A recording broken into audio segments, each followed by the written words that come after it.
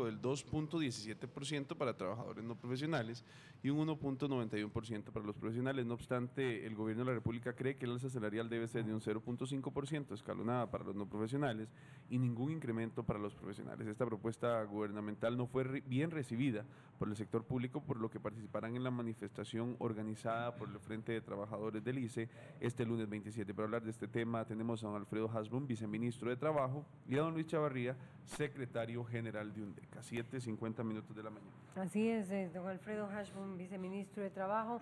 ¿Fue un acuerdo o no con los sindicatos esta propuesta de ajuste salarial de alguna manera responde a un acuerdo que se tomó desde el año pasado, sí o no? Bueno, en realidad no del año pasado, sino desde hace 8 años, desde el 2007 tenemos un acuerdo firmado con todos los grupos sindicales por unanimidad, en el cual se acordaba reconocer la inflación del semestre anterior.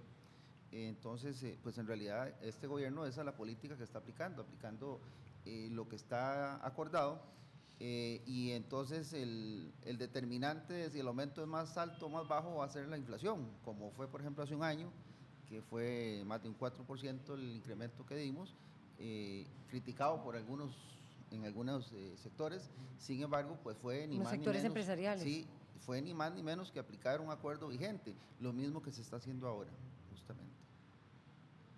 ¿Responde a una política, Luis Chavarría, sí, de reconocimiento de la inflación? Esto responde efectivamente a una fórmula que tiene muchos años, que nosotros hemos venido planteando el cambio de esa fórmula también desde hace también años, en razón de que la fórmula, como se hace, no incluye una serie de servicios, ¿verdad?, que también vienen a golpear, lógicamente, muy fuerte a la clase trabajadora privada y pública, porque lógicamente en este año el aumento es demasiado poco, mínimo, ¿verdad?, y va a impactar muy fuerte, lógicamente, o ya impactó tanto en el sector privado como en el sector público.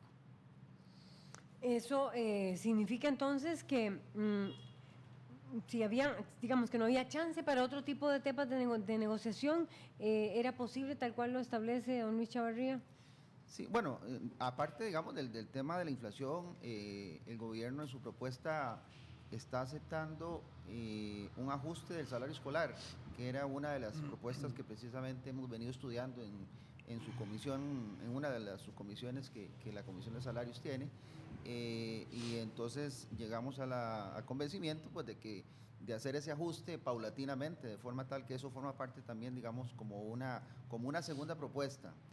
Aparte de otros temas, precisamente a lo que se refiere don Luis, digamos, de revisar la fórmula. Nosotros estamos de acuerdo en sentarnos a revisar la fórmula y buscar alguna opción que eventualmente pues sea, digamos, más favorable para los y las trabajadoras públicas, dentro de las posibilidades fiscales del gobierno, ¿verdad?, que es una de las limitaciones que tenemos. Don Alfredo, ¿no está cediendo el gobierno a presiones de los empresarios ante este tema? ¿Se están apegando nada más a la fórmula? Estamos utilizando una fórmula, ¿verdad? Es una fórmula que, como decía, cuando la inflación es baja, muy baja, como en esta ocasión, pues algunos sectores lo ven positivamente, otros no, y cuando es al contrario, por ejemplo, hace un año que nos encontramos con un 4.14, no más llegando al gobierno, pues fue al contrario, ¿verdad? Hubo un escándalo porque dimos un disque aumento muy alto, mientras que pues los sectores laborales, digamos, estaban contentos o satisfechos con el otorgamiento. Don Luis, si desde el 2007 se ha aprobado esta fórmula y estaban de acuerdo los sectores sindicales, y ahora anuncian irse a huelga a pesar de haber estado de acuerdo, ¿no le parece que es algo poco consecuente con la firma de este acuerdo? Nosotros lo que hemos venido planteando también es no solamente discutir la materia salarial, ¿verdad?, y en eso lo hemos planteado al gobierno también, y el gobierno en el reciente estudio que nos planteó nos indica cosas, digamos, que para nosotros y para el pueblo costarricense es muy preocupante. Por ejemplo, uno es lo que es el fraude fiscal que se da en este país, y la otra es la materia de evasión fiscal, ¿verdad? El fraude fiscal, según los mismos estudios del gobierno, anda en 8.000 millones de colones al año, al mes, ¿verdad? y la evasión fiscal anda por casi un 8% también. Creemos que esto no puede seguir así y nosotros por lo menos la parte del bloque unitario sindical y social estamos en la mayor disposición de entrar a discutir toda esta materia que lógicamente viene desde hace muchos años, pero que no se ha logrado aprobar proyectos en la Asamblea Legislativa que vengan a combatir esta situación. Por otro lado, cuando hablábamos de la fórmula que decíamos que la gente siente que esto no le resuelve absolutamente nada, es porque hay una serie de servicios que no están incluidos, como lo mencioné hace un rato en esto. ¿Cómo no cuáles? está incluido, por ejemplo, el transporte, no está incluido los alquileres, los gastos de estudio, la vestimenta, la recreación, el combustible, los gastos de salud. Por ejemplo, en alquileres este año han dado alrededor de un 14%, ¿verdad? Para toda la gente que paga alquileres y todo este tipo de cosas, lógicamente no incluyen los pasajes de los buses. En los últimos tiempos han dado un aumento alrededor de un 14% y esto impacta mucho.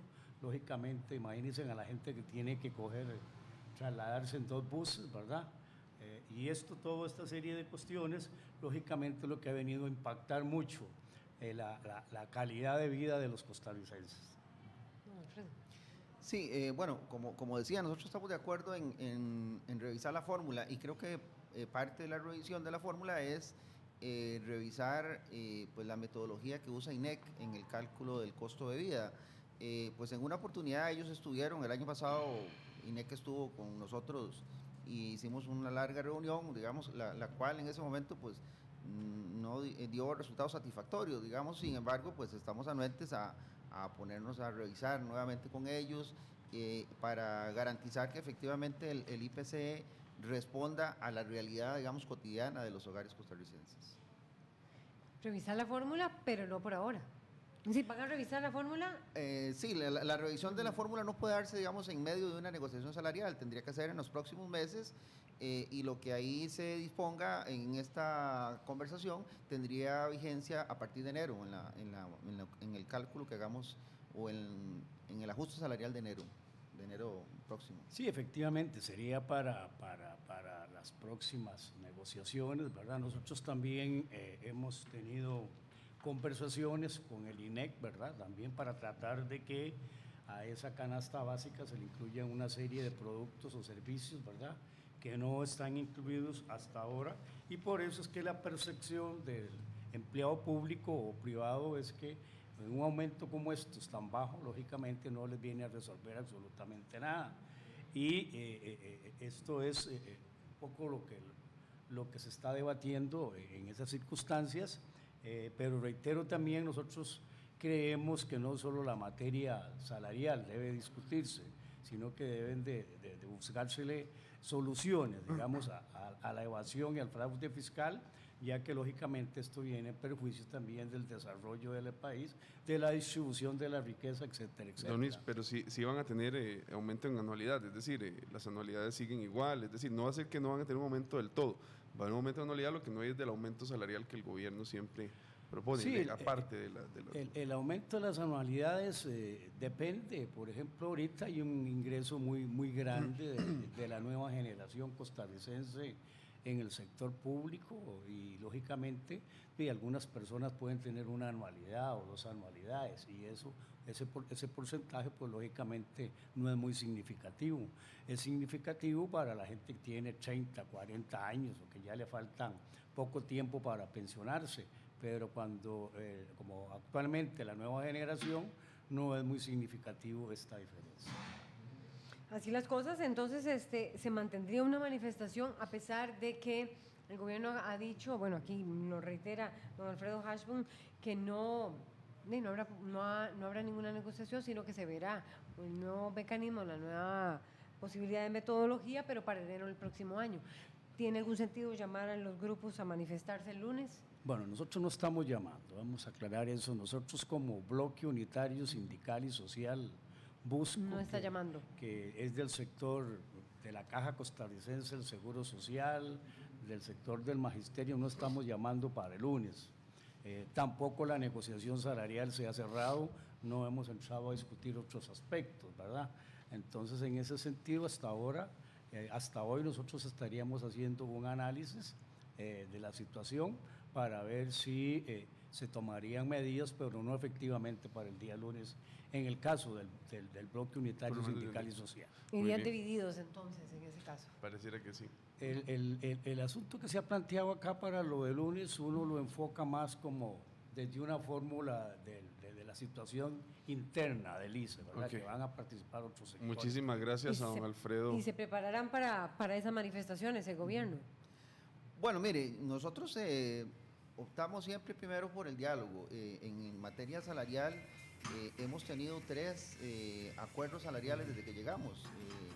Uno en julio, uno a final del año pasado para procurar lograr un lugar para los interinos, para darles propiedad, y uno a principios de este año, de forma tal que nosotros primero optamos por llegar a agotar las conversaciones y ojalá llegar a acuerdos. En general, creo que hemos tenido una relación muy provechosa con los grupos sindicales y me parece que todavía hay mucho camino para seguir conversando. Estaremos al tanto de estas negociaciones. Muchas gracias a don Alfredo, viceministro de Trabajo, a Luz Chavarría, secretario general de UNDECA, y también a ustedes por habernos acompañado en esta edición de